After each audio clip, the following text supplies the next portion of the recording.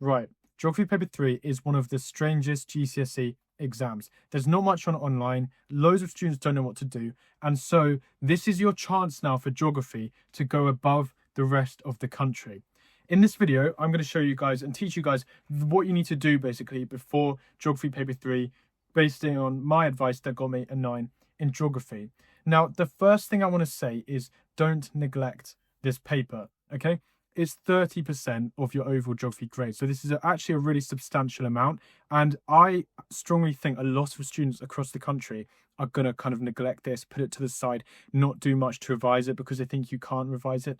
That's a big mistake. You can revise this and you should revise this. And remember, you are competing against the country. So this is your chance. Okay, so make sure you watch the video to the end. Make sure you leave a like and make sure you leave any questions and comments as well. Now, what I want to talk about then today is basically what to do. So the first thing I want to talk about is going to be split into two things. And by the way, this video is primarily for AQA because most people do AQA and I did AQA. So I'm sorry if you don't do AQA. Feel free to leave any questions and I will respond to them. Some of it may be helpful, so feel free to watch to the end. But this video is primarily for AQA.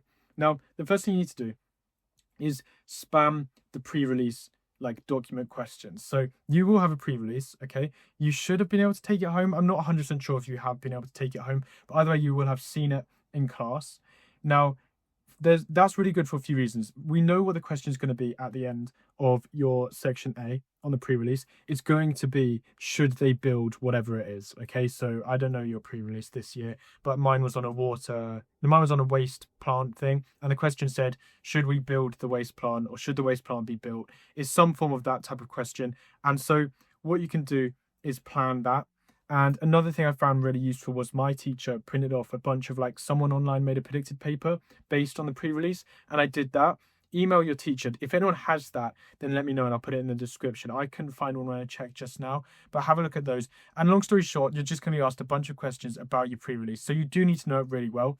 And this brings us on to the next point, which is there's loads of really good videos on YouTube on the pre-release. Okay, people break it down very clearly. They'll tell you the type of questions that are going to come up. So I'd 100% recommend, I'll link some in the description what I think are the best ones. Watch those videos, put the time in, make some notes, think about your pre-release document. You really have to know it. There'll be maps that you have to measure distances, all sorts of questions, but you're going to get asked a bunch of questions on that, and often you can predict it. So your best bet there is watch lots of YouTube videos on the pre-release and practice writing just once that 9-mark, I think 12-mark question at the end, okay? So that's my best advice for the pre-release, and that's really going to help you because you can predict a lot of it.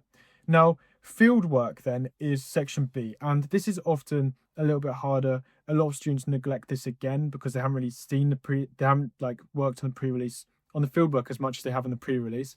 So I've done a couple of things to help here. First of all, what you need to do is understand the type of questions you're going to get asked. So in geography, there's something called a specification. You may or may not know what this is. It's basically a long list of what you need to learn, okay, for this paper. So what I've done is, if you click the link in the description, for free, I've created, with the help of AI, basically a list of the specification, okay, for the fieldwork, and then I've broken it down, so what you need to learn, and also some predicted questions as well that could come up for that. So if you click the link in the description and you put your email in, then you'll get my free document on that. So have a look at the specification, basically, work out exactly what you need to know. Now, to some who don't know what specification is, that might be confusing, but click on that link and it will break it down nice and easy for you. But there's actually not that much you need to know for fieldwork. The problem is students just don't even put any effort into it. So for example, you'll need to know the different types of data, primary, secondary data, the positives, negatives of each, different types of sampling and data collection. It's just a fairly small amount of things you need to know. So if it were me, I'd probably put them into flashcards, just make sure I'm pretty confident on them, and that will get you a lot of marks actually as well. So cats, as usual, is going to be useful. A 4-mark question, a 6-mark question. If you see my other geography videos, it's still going to be useful. So consequently, as a result, this means that therefore, use those words in your writing. They do always help with geography. Make sure you're good with data analysis, the limitations of data analysis. Again, it really is, to be honest, for the fieldwork, just about going through that specification and thinking, right, let me just learn a little bit about this, a little bit about that. And also, obviously, you need to know your fieldwork. So hopefully you've done some fieldwork and you've gone through it in your class. If you haven't and you don't know what your fieldwork is, first, I'd email my teacher. Secondly, you've got the option of making it up. It's probably not ideal. I don't know if you'd get in trouble for that, but worst comes to worst and you genuinely don't know your fieldwork, just make it up, okay? That's the only option you have. But make sure you recap your fieldwork, you recap the question, the limitations. You should have done this in class. So yeah, ask your teacher, make sure you've got all the resources there. And again, you can flashcard limitations of your fieldwork, make sure you know what the question is.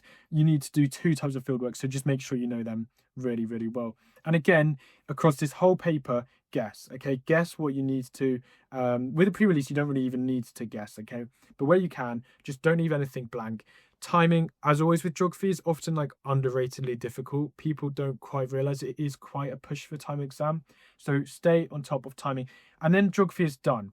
You guys have done really well. This is literally one of the last exams left now. So the big advice I have is just push for it. Okay, really go for this exam because a lot of the country are not going to, and this is your chance to push ahead in geography, and it's 30% of the exam. I hope that made sense, and I hope that was helpful. Just to summarize, watch YouTube videos on your pre-release, download the link in the description, and kind of just go through that specification and see what you need to know, see what you understand, don't understand. And finally, look at loads of practice past papers, okay? You don't even have to do them. In fact, it wouldn't really be that helpful because the pre-release will be different. But as always with papers where there's not much online, just have a big look at like the last 5 years of papers. Remember, COVID affected some years, but have a look, see what type of questions come up, see how you'd answer them, look at the mark scheme. And I'd spend literally half an hour just analysing, looking at some old papers and just seeing the type of questions, okay? Don't let this paper just be completely unknown for you like a lot of students are going to. I hope this was helpful. And yeah, please leave a like, please leave any questions. We're so near the end now, guys. I can't believe it's gone so fast. But yeah, I'm really like proud of how everyone's worked. And yeah, I've just been blown away by the support for my channel. So good luck for the exam. Let me know how it goes. And yeah, for most people, that's the end of geography GCSE.